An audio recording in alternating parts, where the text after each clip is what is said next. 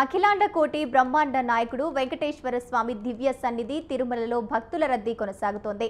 ఇవాళ కార్తీక పౌర్ణమి కావడంతో స్వామివారిని దర్శించుకునేందుకు వివిధ రాష్ట్రాలతో పాటు చుట్టుపక్కల ప్రాంతాల నుంచి భక్తులు పెద్ద ఎత్తున ఆలయాలకు తరలివచ్చారు. ఈ మేరకు టోకెన్లు లేని భక్తులకు దర్శనానికి సుమారు 18 గంటల సమయం పడుతోంది.